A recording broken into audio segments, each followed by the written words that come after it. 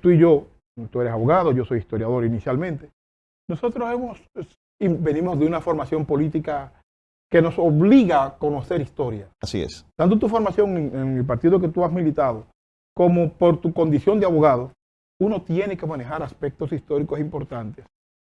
Y uno de los aspectos que no queremos en proyecciones, que a la gente pierda de perspectiva, es lo que tiene que ver con la historia reciente del país.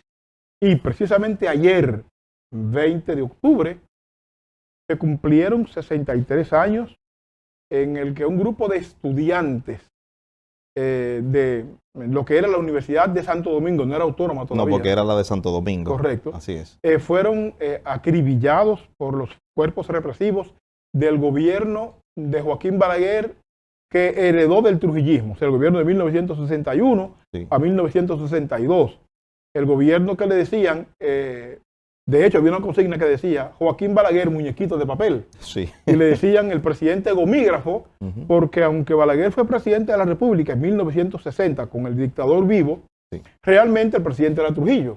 Es correcto. Entonces le decían gomígrafo porque era pegar el sello de condición de presidente, pero no tomaba las decisiones. Sí, bueno, Trujillo lo matan el 30 de mayo del 61 y empezó un proceso de destrujillización del país que culmina en la primera etapa con la salida de Ramfis y los hermanos de Trujillo del país en noviembre del 61. Sí, sin embargo, en octubre del 61, los jóvenes que estaban en la calle demandando la salida de los trujillistas y de los Trujillos del país fueron cruelmente acribillados en la capital, en la zona colonial, toda esa zona, Ciudad Nueva. Fueron, oye Jeffrey, eran arrojados de las azoteas por parte de la policía, sin medir las consecuencias. Un grupo de muchachos que solo pedía que el país empezara a desarrollarse sin Trujillo y sin los trujillistas. Sí, lo que pasa es que también el movimiento estudiantil, siempre se habla del movimiento estudiantil que se organiza, creo, a partir, Samuel, de que la Universidad de Santo Domingo logra su autonomía. Empieza precisamente con este evento. Exactamente. A mí, muy bien que tú lo cites, con estos eventos es que empieza a organizarse este movimiento, pero que también los estudiantes ya estaban participando en el reclamo de pues que la dictadura de Rafael Leónidas Trujillo pudiese menguar en los efectos letales que estaba teniendo en el movimiento popular, ¿verdad? Sobre todo en el irrespeto a las libertades públicas, a esos derechos que tenemos todos de expresarnos, de poder marchar, de poder exigir en una sociedad democrática. Pero evidentemente en medio de una dictadura y luego de la muerte del dictador, entonces a lo que tú llamas destrujillización, yo le llamo el periodo de ajustes de cuentas. Claro. Porque evidentemente es cuando el hijo del dictador, Ramfis Trujillo, que arribaba de Francia, pues comenzaba ese proceso de buscar a aquellos que habían ajusticiado al dictador. Pero también se ajustó cuenta con el movimiento social que se había levantado. Entre ellos, estos estudiantes que recordamos y que en el día de ayer, como tú decías, Samuel, pues se cumplía un aniversario más de ese amotinamiento que culminó en el ametrallamiento de los estudiantes. En el ametrallamiento de estos estudiantes. En plena Ciudad Nueva. Claramente. Todavía hoy en día tenemos un movimiento estudiantil más notorio en la Universidad Autónoma de Santo Domingo que se sigue alzando contra lo que pueden ser abusos de los gobiernos y también lo que pueden ser el mal manejo de las políticas públicas. Mira, figuras importantes de este movimiento, este alzamiento estudiantil en la zona colonial, sí, en Ciudad Nueva, perdón, es que son vecinos y me confundo el territorio. Claro. En Ciudad Nueva había una persona que luego fue candidato a síndico en la capital, que no sé si te acuerdas, Tomás, que era el del muchachito, Ercilio de los Burgos, que luego se hizo una campaña con un niño, y recuerdo los afiches, bien, y decían el señor del muchachito. Bueno, Ercilio de los Burgos fue de los líderes en su juventud de este movimiento estudiantil, fue de los que estuvo ahí y fue de los que fue objeto de maltrato de parte de la Policía Nacional. Bueno, Ercilio Veloz fue luego una figura importante en la política y en el periodismo dominicano. El elemento que tú estás destacando también a raíz de esta noticia es que el presidente de turno, doctor Joaquín Balaguer, felicitó a quienes cometieron el acto. El atropello. El atropello, exactamente. Este acto de violencia brutal en contra de la vida de estos estudiantes. Que eso es lo que tú querías resaltar también. Claro, claro. Y la crueldad y con que arremetió a la policía a estos muchachos.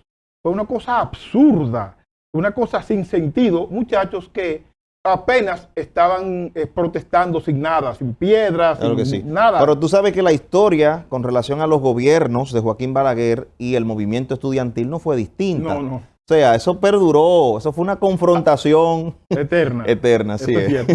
Y mucha de la gente, los estudiantes que estaban en secundaria en ese momento, del 20 de octubre del 63, luego se vieron las caras con Balaguer en la Universidad Autónoma, y no olvidemos que fue el movimiento estudiantil de lo que luego fue la UAS, fue lo que sacaron a Balaguer en el movimiento de reforma de la UAS, lo sacaron como catedrático universitario y no lo aceptaron más en la Universidad Autónoma. Así es. Lo que indica que el movimiento estudiantil, tal como tú señalas, viéndolo de forma retrospectiva, en efecto, le sacó cuentas a Balaguer de los hechos del 20 de octubre del 63 en Ciudad Nueva, le sacó cuentas en la Universidad Autónoma cuando meses después logró la autonomía. Así es, así es. Así que yo como ex militante de vanguardia estudiantil, con grato, la ve, efectivamente. Yo me tocó ser, y perdón que te interrumpa, cómo no, de alguna manera compañero de Domingo Contreras, cuando fundó la BED, él en la BED y yo en el FELABEL, y nos tocó de alguna manera estar bien cerca. Ok, efectivamente. En algún momento se rivalizó, ¿verdad? Pero nunca, no siempre. Pero con mucho respeto, efectivamente. Así que recordamos a estos estudiantes como un acto que entendemos no debe volverse a repetir.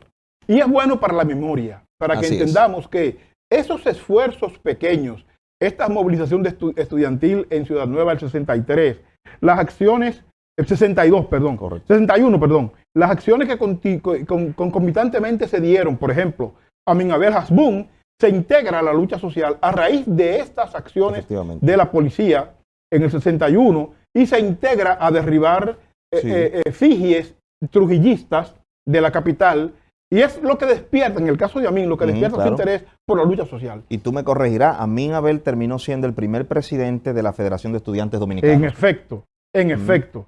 Entonces, fíjate cómo esto del 61 desencadena todo lo que significó que la llegada posteriormente del PRD al país y de Don Juan, las elecciones del 62, y cómo estos acontecimientos que aparecían aislados fueron influyendo para que la propuesta de Bosch, un año después, pudiera ser aceptada por amplia mayoría nacional. O sea que el cambio social, la democracia plena se ha ido logrando, o la democracia tenemos, se ha ido logrando con estas acciones que parecen pequeñas y que no lo son. Y debemos repetir que el levantamiento de los estudiantes en Ciudad Nueva el 20 de octubre de 1961 fue el inicio de lo que primero terminó con la victoria de Don Juan en el 62, la toma de poder de Don Juan en febrero del 63, el derrocamiento de Don Juan en septiembre del 64 y el levantamiento popular de 1965. Todas esas acciones están encadenadas. Así es. Señores, ¿les parece bien que vayamos a una pausita? Dice el director que sí, ya regresamos. Perspectiva.